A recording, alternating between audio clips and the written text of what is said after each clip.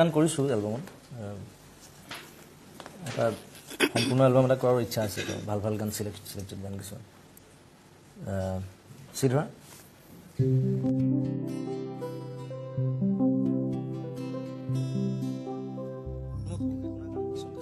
ৰেডিঅ'ত খুব বাজিছিল সেই সময়ত মই যেতিয়া শুই আছোঁ নিয়ৰৰে ফুল এপাহ ফুলিল এপাহ সৰিল কেনি নিয়ৰৰে ফুল এপাহ ফুলিল এপাহ সৰিল কেনি যিনি যায় বলাকায় যিনি যায় বলাকায় মেঘ কাগজতে নেদেখা ৰেখা টানি নিয়ৰৰে ফুল এপাহ ফুলিল এপাহ সৰিল কেনি এই গীতটো বহু মঞ্চত মই দেখিছোঁ আপুনি পৰিৱেশন কৰিছে আনকি সুশৰীৰে ভূপেন দা উপস্থিত থকা সময়তো এই গীতটো গোৱাৰ সৌভাগ্য আপোনাৰ হৈছে এই গীতটোৰ প্ৰতি আপোনাৰো কিবা বিশেষ দুৰ্বলতা আছে নেকি যে খুব নাই আচলতে সৰুতে ৰেডিঅ'ত বহুত বেছি শুনিলোঁ কাৰণে চাগে মোৰ এতিয়া আজিকালি এই গানটো বোধহয় ৰেডিঅ'ত নাই কেনেকুৱা ইৰেজ হৈ গ'ল বুলি কয় চ' আজিকালি ল'ৰা ছোৱালীয়ে কাৰণে এইটো গান নাজানে আৰু মোৰ ৰেডিঅ'ত তেতিয়া খুব বাজে আৰু গানটো মোৰ গোটেই মুখস্থ থাকি গ'ল সৰুৰ পৰা সেইকাৰণে মই ভাবিলোঁ এই গানটো কৰা যাওক প্ৰথমতে আৰু ভূপেন মামাৰ প্ৰথম গান এইটোৱে কৰিছোঁ মই তাৰপিছত প্ৰতিধ্বনিটো কৰিছিলোঁ এটা এলবামত আৰু গানটোৰ কথাখিনি বৰ ধুনীয়া আচলতে নৱকান্ত বৰুৱাদেৱৰ লিখা আৰু কবিতা আচলতে গান নহয় আচলতে এইটো ভূপেন মামাই গান কৰিছে আৰু খুবেই ইম্প্ৰেছিভ গান মোক খুব ভাল লাগে আৰু এজন গায়ত্ৰী আছে হীৰেণ ভট্টাচাৰ্য যিগৰাকী ব্যক্তি কিছু কবিতা আপুনি গীত আকাৰে ময়ে জনা নাছিলোঁ বহুত পলমকৈ গম পাইছিলোঁ যে এই গীতৰ কথাংশ হীৰেণ ভট্টাচাৰ্য লিখিছিলে আচলতে সেই সংযোগটো কেনেকৈ হৈছিলে কিছুমান মানুহক লগ পোৱা যায় কিছুমান মানুহক লগ পোৱাটো এটা ডাঙৰ ঘটনা হয় মানুহৰ জীৱনত মই প্ৰথম যেতিয়া গান সুৰ কৰিবলৈ লৈছিলোঁ মই ক্লাছ 8-9 মানত আছিলোঁ তেতিয়া সুৰ কৰা বস্তুটো মই নাজানিছিলোঁ কি মোৰ দাদা উৎপল শৰ্মা উৎপলাই তেতিয়া খুব ধুনীয়া ধুনীয়া গান সুৰ কৰে সি যেতিয়া আহে সি শুনাই যায় মই নতুন গান কৰিছোঁ শুন তো মই তেতিয়া আশা কৰি মই ভাবিলোঁ যে মই সুৰ কৰা আৰম্ভ কৰোঁ তো মই কোনো প্ৰচিডিঅ'ৰ নাজানো একো নাজানো তাৰপিছত বজাৰত কিতাপ এখন পাই কিনি আনিছিলোঁ মই তোমাৰ গান বুলি হিৰুদাৰ কবিতা গানৰ কিতাপখন ওলাইছিলোঁ সৰু কিতাপ চ' তাৰ পৰা মই চিলেক্ট কৰি 3-4টামান গান তেতিয়া সুৰ কৰা আৰম্ভ কৰিছিলোঁ আৰু প্ৰথম অলমষ্ট মই প্ৰথম সুৰ কৰা গান বুলি ক'ব লাগিব গানে কিয়ানে গানটো সেইটো হিৰুদা লিখা আছিলে আৰু পিছত মই সেইটো ক্লাছ 8ত কৰা গান পিছত যেতিয়া মই ডিগ্ৰী ফাৰ্ষ্ট ইয়েৰত থাকোঁতে অনামিকা কৰিছোঁ তেতিয়া মই সেই গানটো তাত অনামিকাত মই সন্নিৱিষ্ট কৰিছিলোঁ আৰু বহুত দিন পিছত মই হিৰুদাৰ ঘৰত গৈছিলোঁ কিবা এটা মাননি দিবৰ কাৰণে হিৰুদাই মোক তেতিয়া কৈছে তুমি মোক নুসুধিলা গানটো কৰি দিলা মই বোলো সুধিব লাগে বুলি মই নাজানো তেতিয়া কথাটো তাৰপিছত হিৰুদাৰ লগত মোৰ বেলেগ এটা বন্ধুত্ব হৈ গ'ল আচলতে পিছত আৰু তাৰপিছত প্ৰায় লগ হওঁ তেওঁ ঘৰত যাওঁ আড্ডা মাৰোঁ বহোঁ বিভিন্ন কথা আলোচনা হয় আৰু তেওঁ নতুন 3-4টামান গান লিখি পেলাই ক্লিপ মাৰি পেলাই জুবিনলৈ বুলি লিখি পেলাই থৈ দিয়ে মই গ'লে তেতিয়া উলিয়াই দিওঁ সেই লাষ্ট যাওঁতে সেই বাঁহী গানটো তেতিয়া 3টা গান দিছিলে মোক তাৰ মই বাঁহীটো কৰিলোঁ বাকী 2টা গান কৰা নাই এতিয়া বাঁহীটো আছে তেওঁ বেংগলী লিখি দিছিলে মোক পিছত মই ক'লোঁ যে মই অসমীয়াত আপুনি লিখি দিব লাগিব তেওঁ অনুবাদ কৰি দিলে তাৰপিছত অসমীয়া তেওঁৰ লগত মোৰ অলপ বেলেগ ধৰণৰ বন্ধু আছিল আৰু পিতৃস্বৰূপ আছিলে তেখেত বিভিন্ন সময়ত মোৰ যেতিয়া বিভিন্ন প্ৰব্লেম ফেচ কৰিছিলোঁ তেওঁ মাতি লৈ যায় মোক বহুত দেৰি কথা পাতে আৰু বুজাই কিবা কিবি খুবেই অদ্ভুত এটা অনুভৱ তেওঁৰ লগত মোৰ জীৱনত খুব আমাৰ সময় প্ৰায় শেষ হৈ আহিছে হিৰুদাই লিখা আপুনি গোৱা এটি গীতৰ কলি আমি শুনিব খুজিছোঁ চৰি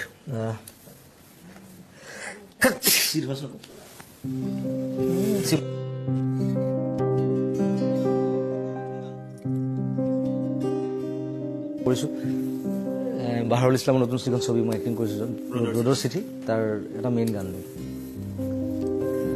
এন্ধাৰে এন্ধাৰে এটি জোনাকী উৰি আহি মোৰ বুকুত শুলে এন্ধাৰে এন্ধাৰে এটি জোনাকী উৰি আহি মোৰ বুকুত শুলে তোমাৰ কথা ভাবিলে আকাশত নিৰলে তোমাৰ কথা ভাবিলে আকাশত নিৰলে এটি তৰা ফুল ফুলে ও এধাৰে এধাৰে এটি জোনাকী উৰি আহি মোৰ বুকুত শুলে এনেকুৱা কোনো মাইকেলডাল নাই নৱৰ প্ৰজন্মক জুবিন যুগৰ যুৱৰ প্ৰজন্মক জুবিন দেশৰ যুৱৰ প্ৰজন্মক তেওঁলোকে হিলাব পাৰিব এইখন নৰ্থ ইষ্ট ফেষ্টিভেল বেপাৰ আৰু চৰিত্ৰ কিমান বেয়া মহন্ত গম পাইছে কিন্তু ৰাইজে হা সি কয় মই ভাগৱত পঢ়োঁ সৰুতে ননচেন্স সি বোলে ভাগৱতৰ এটা শিষ্টাচাৰ জীৱনভৰ ন্যায় নাপায় বাপ বুলি দিব ইহঁতি ন্যায় যোনে হওক আমাৰ এই আঙুলিটোৱে কাফি এই আঙুলিটোৱে গোটেই সলনি কৰিব পাৰে এতিয়া বৰ্তমানৰ প্ৰেক্ষাপট যদি জুবিন দাক ন্যায় দিব বিচাৰিছে আঙুলিটো ফালে চোৱা অন্তৰখনক জুবিন দাৰ সত্তাটোক জীয়াই ৰাখা আৰু আহিবলগীয়া অসমখন তুমি জুবিন গাৰ্গ হৈ পেলাই চোৱা সিদ্ধাৰ্থটো হয় শিৱনীয়াটো শেখৰো কম নহয় কিন্তু তুমি এপেক মদ খাইবা মন নাই খাবলৈ নাই লওক অকণমান মাল আছে লৈ লওক দাদা ময়ো খাম সেই সেনেকুৱা কেটেগৰী মানুহ এই জুবিন গাৰ্গ নামৰ ঈশ্বৰজনক আমি যাতে সেৱা জনাই মনৰ পৰা যাতে সত্তাটোক জীয়াই ৰাখিবলৈ পাই ধৰ্ম হিচাপে আমি যাতে আগবাঢ়ি আহিব লাগিব সেইটোৱে আমাৰ এতিয়া প্ৰথম মানে একদম অসমীয়া জাতিটোৰ কৰ্তব্য আমাৰ ধৰ্ম তই দেখোন আগত জপি আছ দাদাক মাতি আছ আৰে তই জান তই পানীৰ লগত বিপদ পানী আটাইতকৈ কাল ৰাতিটো মাল খাইছে ৰাতিটো খোৱা নাই ভিডিঅ' কৰাকেইটা অস্কাৰ পাব তাহাঁতি ননচেন্সকেইটাই সিদ্ধাৰ্থৰ কথা যদি তুমি কোৱা সি অলৰেডি এটা এনেকুৱা এটা বনিয়া তাৰ অসমীয়া চেণ্টিমেণ্ট তাৰ মনত একেবাৰে নাই সি মুখেৰে ক'ব পাৰে অসমীয়া সি অসমখনত কাৰ মাৰ খাইছে তাক সুধিব দিব SIT টিমক কোনটো জেগাত কোনখন মঞ্চত বাউন্সাৰৰ পৰা ঘুচি খাইছে জুবিন দাই কোনখন থানাৰ পৰা তাক এটা ৰাতি ওলাই লৈ আহিছে লকাপৰ পৰা কোন ছোৱালীয়ে তাক বিয়াৰৰ বটল নে ৱাইনৰ বটলেৰে দম দিছে বাৰ এটাত দাদাই কিমানবাৰ পিটিছে সি তন্নকৈ ক'ব লাগিব আজি প্ৰথমবাৰ নিশা 2:30 বজাত দাদাক চোতালত বহি পেলাই সেই কাপোৰযোৰ পিন্ধি টুপিটো পিন্ধি পেলাই কান্দি থকা দেখিছোঁ ঘৰ গৈয়ে যিদিনাখনলৈকে জীয়াম মই ভগৱানক লগ পালোঁ ভগৱান এজন ওচৰৰ পৰা পালোঁ হয়তো ভগৱানজনক বুজোতে দেৰি হ'ল চিনি পাওঁতে দেৰি হ'ল সকলোৰে আৰু সেইজনে হ'ল আমাৰ জুবিন দা সৰু ল'ৰা মা দেউতাৰ আশীৰ্বাদত কিবাকৈ ঢোল লোকগীত লোকনৃত্য লোকবাদ্যৰ লগত জড়িত কৰাই দিয়া এটা পৰিৱেশ ঘৰখনত 2010 চনত দাদাই টংলাত যাওঁতে মানে প্ৰথমবাৰ দাদাক চুইছোঁ কৈছোঁ দাদা মানে বহুত ভাল পাওঁ আপোনাক দাদা বুলি ক'বলৈও মোৰ সাহস নাই ছাৰ বুলি মাতিছোঁ মই কৈছে তই আহিবি তই গুৱাহাটীলৈ আহিবি তই কি কৰা বোলো মই অমুক কৰোঁ ঢোল বজাওঁ নাটক কৰোঁ তই গুৱাহাটীলৈকে আহিবি সেই শব্দষাৰ আহিবি আৰু যেতিয়া আহিলোঁ সেই আহিয়ে যেতিয়া জুবিন দাক পালোঁ অভিনয়ত জংকীবাৰ সুৰণি যিখন ইনষ্টিটিউশ্যন ৰাজগড়ত বৌৰ নিচিনা মানুহ এগৰাকী পালোঁ আচলতে মাৰ দৰে মৰম বেটা বুলি মাতিছিলে কালত বিভিন্ন ছাৰ হওক মন্দা হওক সঞ্জীৱ ছাৰে হওক জ্যোতিনাৰায়ণ ছাৰ বিভিন্ন এখন সমাজ কিছুমান ভাল পাৰ্চনেলিটিৰ মানে ব্যক্তিৰ সান্নিধ্য আৰু তাতকৈ গুৰুত্বপূৰ্ণ ভগৱানজনৰ সান্নিধ্য সেই যি যাত্ৰা ঢোলৰ এই হাতৰ বুলনি দেখি পেলাই দাদাই ক'লে মোৰ লগত বজাবি দাদাই ক'লে তই চিৰিয়েল কৰ দাদাই ক'লে তই এইটো কৰ চিৰিয়েল চলি থাকিলে আকৌ কেতিয়াবা লগ পাই পেলাই তই চিৰিয়েলখন চাইছোঁ দেই চিৰিয়েল কৰি আছোঁ হিতেশে কৈছে মোক হিতেশে জনাই থাকে মানে সেই মানুহজনক সেনেকৈ পাই পেলাই পঢ়া শুনাৰ পৰা ঘৰত ৰাখি পেলাই ভাতমুঠি দিয়াৰ পৰা সাহস দিয়াৰ পৰা গালি পাৰি পেলাই ডাঙৰ কৰাৰ পৰা আচলতে মানুহ বনোৱাত যিখিনি তেখেতৰ অৱদান মই আজীৱন ঋণী হয়তো মই কৈ শেষ কৰিব নোৱাৰিম আৰু এখন এনেকুৱা গ্ৰন্থ জুবিন দা যাৰ অন্তিম পৃষ্ঠা নাই আৰু আজি যেন আখৰে আখৰে প্ৰত্যেকটো লোক প্ৰত্যেকজন অসমীয়া খিলঞ্জীয়াৰ বুকুত যেন সেই অনুভৱটো হৈছে কান্দিছে একোৰা জুই জ্বলি আছে আৰু সেই জুই নুমাবলৈ হ'লে কেতিয়াও নুনুমায় আমাক সৰ্বকালৰ সৰ্বশ্ৰেষ্ঠ আৰু সৰ্ব উচ্চ মানদণ্ডৰ আটাইতকৈ ভাল ন্যায়টো যাতে আমাক এইখন চৰকাৰে আমাক দিয়ে অলৰেডি বহুত দেৰি হ'ল কিন্তু লগত কটোৱা কিছুমান স্মৃতি সকলোৰে থাকে আপোনাৰো আছে স্মৃতি কেনেকুৱা স্মৃতিটো ক'ব বিচাৰে জুবিন দাৰ লগত কটোৱা বুলি ক'লে মই বাৰে বাৰে ক'ম যে এখন গ্ৰন্থ যে অন্তিম পৃষ্ঠা নাই যি কাহিনী হয়তো আপোনাক মই গোটেই নিশা কৈ পেলাই শেষ কৰিব নোৱাৰিম কিন্তু আটাইতকৈ আজীৱন মনত থাকিব যিদিনাখন দাদাই কান্দিছিলে সেইটো দিন মই কেতিয়াও নাপাহৰোঁ জন্মদিন আছিলে চুলিং গ্ৰেণ্ডত জন্মদিন উদযাপন কৰি পেলাই আমি নিশা খাৰঘুলিত আকৌ গৈছোঁ মই তাতে আছোঁ কথা নাই বতৰা নাই কাঁহী বাচনৰ শব্দ দলিয়াই দিলে ৰুটি আছিলে দাদাই কিন্তু তাতে একো খোৱা নাছিলে কেকৰ বাহিৰে সেই যি চকু পানী সেই যি চিঞৰ বাখৰ কৰি পেলাই নিজৰ মাকক মতা নিজৰ ভনীয়েকক খুৱৰা, কথাই কথাই জংকীৰ কথা কোৱা, এনেকৈ মানে জংকীবাৰ কথা কিবা কিবি আছিলে। হয়তো ভিতৰ চৰাই ভিতৰত কিবা একোৰা জুই আছিলে, মই জুই কুৰা বুজি নাপালোঁ, কিন্তু ভয় খাইছিলোঁ সেইদিনাখন। আৰু প্ৰথমবাৰ নিশা 2:30 বজাত দাদাক চোতালত বহি পেলাই সেই কাপোৰযোৰ পিন্ধি টুপিটো পিন্ধি পেলাই কান্দি থকা দেখিছোঁ। ঘৰ গৈয়ে কান্দিছে। চ' সেই কান্দা চকুলো আমি হয়তো বুজি পাব লাগিছিল কাহানী বাটে, যে দাদাই ক'ৰবাত কষ্ট পাইছে নেকি, দাদাৰ সেই মনটো, সেই মানে দেহাটোক কোনোবাই কষ্ট দি আছে নেকি, মানসিকভাৱে দাদাক কোনোবাই প্ৰেছাৰ দি আছে নেকি। কৈছিল না মেচিন বনাই পেলালে। চ' সেই মেচিন কেতিয়াবাই হৈছিলে, সেই মেচিনটো আচলতে আমি বুজিয়ে নাপালোঁ। আৰু দ্বিতীয়তে সেই হাতত ধৰি পেলাই লৈ ফুৰা সেই মঞ্চই মঞ্চই আম্পু বুলি মাতা, ঘৰখনৰ মানুহৰ বাহিৰে আম্পু মানে কোনো নাজানে, অকল জুবিন দাই জানে। চ' সেই আম্পুৰ পৰা চিৰঞ্জীৱ বনোৱাৰ লগত প্ৰথমবাৰ বাবে ফ্লাইটত উঠিলোঁ। সৰু কথা দেই এইবোৰ, কিন্তু মোৰ কাৰণে বহুত ডাঙৰ কথা। এনেকুৱা নহয় যে মা দেউতাই মোক ফ্লাইটত উঠাব পৰা যোগ্যতা নাছিলে, কিন্তু আজীৱন মনত ৰাখিব প্ৰথমবাৰ যেতিয়া ফ্লাইটত উঠিছিলোঁ, জুবিন গাৰ্গৰ লগত উঠিছিলোঁ, একেখন কাষৰ চিটত উঠিছিলোঁ, অনুষ্ঠান কৰিবলৈ উঠিছিলোঁ ডিব্ৰুগড়লৈকে। চ' সেনেকুৱা স্মৃতি, হাঁহি ফূৰ্তি, বুজোৱা আচলতে শাসন। আৰু দেউতাই চাগে মোক গুৱাহাটীত অহাৰ পৰা ডাঙৰ হ'লোতো, দেউতাকে ইমান শাসন কৰেও যদি অলপ চলপ বুজায়। দেউতা আমাৰ বহুত শিল্পীকুলক মনৰ, ইমান বেছি বুজাই নাথাকে, এবাৰে ক'ব বেয়াকৈ ক'ব আৰু।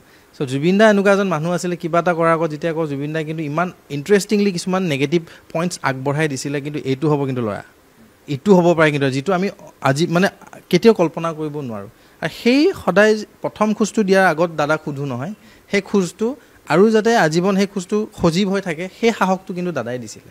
চ' শাসন কৰিছিলে, বুজাইছিলে, মৰম কৰিছিলে। আৰু দাদাই এনেকুৱা নহয় দেই সাবতি পেলাই মৰম কৰিব, চুমা এটা দি পেলাই মৰম কৰিব। দাদাই যদি খুব আপোনভাৱে আপোনাক গালি পাৰিব পাৰিছে, বুজাব পাৰিছে, বা মই আছোঁ শব্দটো কৰিব পাৰিছে, ডেট মিনছ ব্লেছড। আমাক সেই সেনেকৈ মৰম কৰিছিল। আৰু মই নহয়, বহুতজন আছোঁ আমি অসমীয়া, বহুতজন দাদাৰ সন্তান। আমিতো দাদাৰ সন্তান বুলি কওঁ, মই পিতাই বুলি কওঁ, সম্বোধন কৰোঁ। চ' সেই পিতাই আজি নাই, পিতাইক আচলতে নাই নহয়, পিতাইক লৈ গ'ল।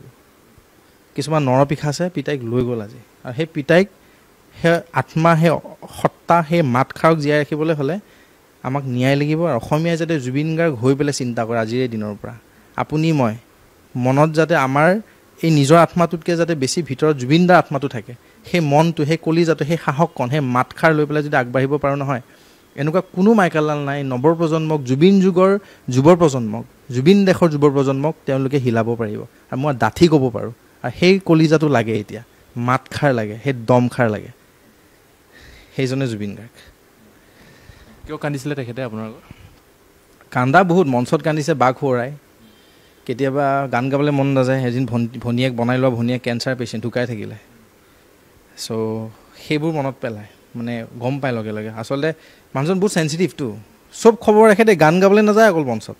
চ' কি চলি আছে, কাক কি ক'বলৈ আছে, কাক কি কৈ আহিছিলোঁ, কাৰ প্ৰতি মোৰ দায়িত্ব আছে, ঘৰখনত কি, দেউতাৰ পাপুৰ কথা, দেউতাৰ অৱস্থাটো কি হৈ আছে, চ' গোটেইখিনি মাইণ্ডত খেলি থাকে। আৰু তাৰে মাজত যেতিয়া আপোন মানুহজন হেৰাই বা দুখ নোহোৱা হৈ যায়, ঢুকাই নহয়, সেই হুকুকাই কান্দি পেলায়। কিন্তু সিদিনাখনৰ যিটো সেই নিশা 2018 চনৰ 18 নৱেম্বৰ 2018 চনৰ 18 নৱেম্বৰ নিশা 2:30 বজাত, তেতিয়া বৰোদাহঁত আছিলে আমাৰ, হিতেশ বৰোদা, দৈমাৰীদাহঁত চিকিউৰিটি। মই এতিয়া চাংঘৰত শুওঁ আৰু দাদাই, ঠিক আমি শুব যাম আৰু কাপোৰ চাপোৰ হ'লে, দাদাই বহুত সময় বহি আছে, হুকাই যি কান্দিলে। সাধন দা আহিলে, চকু পানী মুচিলে, সাৱটি ধৰিব গ'লোঁ, দলিয়াই দিছে কাঁহী গোটেই। চ' সেই মানুহজন আচলতে কিবা যেন আছিলে মনত, আৰু সেনেকুৱা চাগে কিমান কান্দিছে। এদিন সিদ্ধাৰ্থৰ লগত কান্দিছে, মই নিজে দেখিছোঁ ডিব্ৰুগড়ত। চ' সিদ্ধাৰ্থক বহাই লৈ পেলাই কান্দিছে কিবা এটা কথাত, পেৰাডাইজ হোটেলখনৰ সন্মুখত, স্লেবত, মানে ষ্টেৰত। চ' সেইবোৰ দাদাক আচলতে কয় ন যে মই খুৱাওঁ, কিছুমানে বহুত খায়, খুব ধুনীয়া ধুনীয়া, কিন্তু এটা এই ৰীতাবাৰ পডকাষ্টটোত কৈ গ'ল। চ' যেতিয়া মানুহ বেছি খাব খোজে সেইটো বেয়া বুলি কৈছিলে। চ' কোনে বেছি খাব খুজিছিল দাদাৰ পৰা, ভাবিবলগীয়া কথা। কোনে দাদাক প্ৰেছাৰাইট কৰিছিলে, কোনে কৈছিলে ছুইচাইড কৰি দিম তুমি যদি নাহা, সেইবিলাক ভাবিবলগীয়া কথা। আৰু মানুহজনক এনেকুৱা এটা প্ৰডাক্ট কৰি পেলালে, প্ৰডাক্ট মানে এনেকুৱা এটা ব্ৰেণ্ডেড প্ৰডাক্ট, যি প্ৰডাক্টটোক য'তে ত'তে দেখুৱাই নিজৰ মুনাফাৰ কাৰণে আগবঢ়াই থাকিলে। সঁচা কথা ক'ব গ'লে পলিটিকেলিও দাদাক ইউজ কৰিছে, ছ'চিয়েলিটো বহুত ইউজ কৰিছে। আৰু বাণিজ্য ক্ষেত্ৰত যেতিয়া ইউজ কৰিব ল'লে, আৰু দাদাৰ কথাটো আছিল তই যদি অসমৰ হকে মাত মাতিছ মই তোৰ লগত আছোঁ। আৰু দাদাক যেতিয়া ইনফ্লুৱেঞ্চ কৰিবা তুমি, অসমখন কেনেকুৱা দাদা মই এনেকৈ বিচাৰিছোঁ, অসমৰ খাদ্যখিনি মই বাহিৰত লৈ যাই দেখুৱাম, আপোনাৰ কাপোৰ, আপোনাৰ পাটৰ চাদৰখনৰ পৰা আমাৰ লোকগীত, লোকবাদ্য, লোকনৃত্য গোটেইখিনি দেখুৱাম। দাদাই সদায় আগবঢ়াই দিয়ে যে ব'ল কিন্তু সেই আগবঢ়োৱাৰ আঁৰত যে সেই যে মানুহকেইজনে দাদাক ইউজ কৰি পেলাই যে তাহাঁতে যে ভিতৰে ভিতৰে কোটি কোটি টকাৰ ব্যৱসায় কৰি আছে কালচাৰেল এক্সচেঞ্জৰ নামত, নৰ্থ ইষ্টৰ নামত, ৰঙালী বুলি নামত দি পেলাই, ৰঙালী মানে খিলঞ্জীয়া এটা শব্দ, যেতিয়া তাতে ডিজে বজিব, সেই কেনেকৈ ৰঙালী হ'ব পাৰে? তাৰ মাদকতা কি থাকিল, অস্তিত্ব কি থাকিল? চ' সেইবোৰ বস্তু আচলতে দাদাক ইউজ কৰোঁতে কৰোঁতে আজি দাদাক আমি হেৰুৱালোঁ। আৰু দাদাক আমি হেৰুৱালোতো এনেকৈ হেৰুৱালোঁ, আচলতে দাদাক হঠাতে হেৰুৱালোতো। আৰু দাদা যাব বিচৰা নাছিলে, দাদাক বাধ্য কৰালে যাবলৈ। আৰু তাৰ ন্যায় কিন্তু অসমবাসীক লাগিব, এবছৰ লাগক 2 বছৰ লাগক। এই জুইকুৰা জ্বলিছেহে, কিন্তু এই আৰম্ভণি হৈছে, তাৰ উদাহৰণ ভালকৈ দেখিছে ৰাইজে আজি। কিন্তু আমাক অন্যায় নালাগে, আমাক আইন হাতত ধৰি ল'লে আচলতে দাদাৰ আত্মাটোৱে বেয়া পাব। চ' দাদাৰ আত্মাক শ্ৰদ্ধা জনাই পেলাই আইনখন আমি হাতত নধৰোঁ। আমাৰ এই আঙুলিটোৱে কাফি, এই আঙুলিটোৱে গোটেই সলনি কৰিব পাৰে। এতিয়া বৰ্তমানৰ প্ৰেক্ষাপট যদি জুবিন দাক ন্যায় দিব বিচাৰিছে, আঙুলিটো ফালে চোৱা, অন্তৰখনক জুবিন দাৰ সত্তাটোক জীয়াই ৰাখা, আহিবলগীয়া অসমখন তুমি জুবিন গাৰ্গ হৈ পেলাই চোৱা, তেতিয়াহে তোমাৰ অসমখন তোমাৰ আগত স্বতঃস্ফূৰ্তভাৱে দেখিবা এইখন অসম কি, মই কি বিচাৰোঁ, কোনখন সোণৰ অসমৰ কথা আমি কৈছিলোঁ, জুবিন দাই কৈছিলে, ন' হিন্দু ন' মুছলমান, তেজ এটাই ৰঙা, মানুহ মানে এটাই, ধৰ্ম এটাই, মানৱ ধৰ্ম। আৰু আমাক ভগৱানে শিকোৱা কথা নহয়, ভগৱানে শিকাই উঠি আকৌ এজন ভগৱানে শিকাই গ'ল, সেইজনে হৈছে জুবিন গাৰ্গ। তাৰ উদাহৰণ আজি সমাধিস্থলী। ভাৰতত পৃথিৱীত ক'তো এনেকুৱা সমাধিস্থলী নাই য'ত অগণন চাগে পাহাৰ গামোচাৰে ভৰা, চকুলো হাহাকাৰ, নিশাও যেন সেই জীপাল হৈ থাকে, দিনতো যেন সেই ৰ'দৰ মাজতো যেন মানুহবোৰ তাতে জীয়াই আছে জুবিন দাৰ সত্তাটো লৈ পেলাই। চ' সেইটো ক'ৰ পৰা হ'ল? চ' ভগৱান তীৰ্থস্থান বৰ্তমান যুগৰ। চ' সেই মানুহজনক জীয়াই ৰাখিবলৈ হ'লে আমি সেই মানুহজনৰ নিচিনা ভাবিব লাগিব, খাব লাগিব, উঠিব লাগিব, বহিব লাগিব, ভাল গুণখিনি আয়ত্ব কৰিব লাগিব, আৰু চিন্তাধাৰা সাংঘাতিকভাৱেহে সাহস আৰু দমত কৰিব লাগিব। অসম এনেই সলনি হ'ব। আঙুলিটোৰ ফালে চোৱা, আঙুলিটো ভালকৈ ৰাখা, আহিল সময় আঙুলিটো দিবলৈ। ক'ত দিবলৈ মই নকওঁ ৰাইজক। ভোটৰ কথা ক'ব, ইলেকশ্যনৰ কথা ক'ব। ডেফিনেটলি হয়তো সেইটোও বুজিব পাৰে। আঙুলি মানে নখ জোকাৰিলে নৈ বয়। চ' আমি এটা আঙুলি নাই এতিয়া আমাৰ লগত। আপোনাৰ দৰে, এখেতৰ দৰে, সেই চাই থকা খাটি খিলঞ্জীয়া অসমীয়াখিনিৰ দৰে মই অসমখন হৈ মাত দিছোঁ আজি। চ' অসমীয়া হৈ পেলাই প্ৰত্যেকজন খিলঞ্জীয়া অসমীয়াৰ কলিজাটো হৈ পেলাই মোৰ মনত সেই কলিজাটো ভৰাই পেলাই জুবিন গাৰ্গ হৈ মাত দিছোঁ আজি। চ' উই নিড এ চেঞ্জ। ন্যায় নাপায় তেতিয়া কি কৰিব? ন্যায় নাপায় বাপ বুলি দিব ইহঁতি ন্যায়, যোনেই হওক। আজি শ্ৰদ্ধা হেমন্ত বিশ্ব শৰ্মা ডাঙৰীয়াই নহওক কিয়, তেখেতেও দিব। তেখেতৰ জেগাত আন এজন চিফ মিনিষ্টাৰ নহওক কিয়, বা চৰকাৰ সলনি হৈ নাযাওক কিয়, আপত্তি নাই। ন্যায় যে পাম অনিবাৰ্য, 110%। দেৰি হ'ব সেইটো মই মানিলোঁ, কিন্তু ৰাজনীতি নালাগে তাতে। কথাটো তাত, আমাক ন্যায়টোৰ লগত ৰাজনীতি হ'ব নালাগে। সিদ্ধাৰ্থ আৰু শেখৰকতো লগ পাইছিলে? ভালকৈ পাইছোঁ সিহঁতক। প্ৰথম কথা হ'ল বহুত ভালেই আছিলোঁ বন্ধু, বহুত ধেমালি কৰিলোঁ, একে সতীৰ্থতো একেখন মঞ্চত জঁপিয়াই ফুৰোঁ, বজাই ফুৰোঁ। কিন্তু এটা বস্তু গম পাইছিলোঁ, যেতিয়া দাদাই না বুলি কয় তাহাঁতে কয় এই একো নহয়, হ'ব নহয় দাদা মই আছোঁ, গোটেইকেইটা। কিন্তু বাকী মিউজিচিয়ানখিনিৰ কথা কোৱা নাই, ইহঁতৰ কথা কৈ আছোঁ। সিদ্ধাৰ্থটোতো হয় সি বনিয়াটো, শেখৰো কম নহয়। কিন্তু তুমি একপেক মদ খাইবা, মন নাই খাবলৈ, নাই লওক অকণমান মাল আছে লৈ লওক দাদা ময়ো খাম। সেই সেনেকুৱা কেটেগৰী মানুহ। তুমি দাদাক খুব ভাল পোৱা, তুমি আৰু দাদা বহুত ভাল বনিঙত আছা, তুমি দাদাৰ একদম ক্ল'জ হ'বলৈ গৈ আছা, আৰু ধৰা দাদাই তোমাক খুব মৰম কৰে, লাহে লাহে কাটি খুৱাই দিয়ে। একেলগে মঞ্চত থাকোঁ, একেলগে গোটেই মিউজিচিয়ানকেইটা থাকোঁ, মোৰ কথা তোমাক বেয়াকৈ ল'ব, তোমাৰ কথা তাক পাৰ্থদাৰ কথা কাৰোবাক ক'ব, ৰাজাদাৰ কথা কাৰোবাক ক'ব, দীপকেশদাৰ কথা এটা লগাব আহি। চ' সেনেকুৱা দুমুখীয়া ফেটি সাপ, দুমুখীয়া সাপৰ মৰণ কিন্তু এদিন হয়। কিন্তু গাখীৰ খুৱাই সাপ পুহিলে সাপ পাত কিন্তু আমি ধৰা পেলাওঁৱে, কিন্তু দেৰিকৈ হ'ল আমি ধৰা পেলাওঁতে দেৰিকৈ আমি ধৰা পেলালোঁ। চ' সেই মানুহজনে 5 লাখ টকীয়া মাইক্ৰফোনটোৰ পৰা 16 লাখ টকীয়া বিল, ঘৰ এটা বনাই আছে, খুনে খোৱা ষ্টুডিঅ' এটা বনাই পেলালি, ইমান লাখ লাখ টকা ইনভেষ্টমেণ্ট কৰি পেলাই। আকৌ দাদাই ষ্টুডিঅ'টো বনালে, কাৰ ভুলৰ কাৰণে? তহঁতৰ ভুলৰ কাৰণে।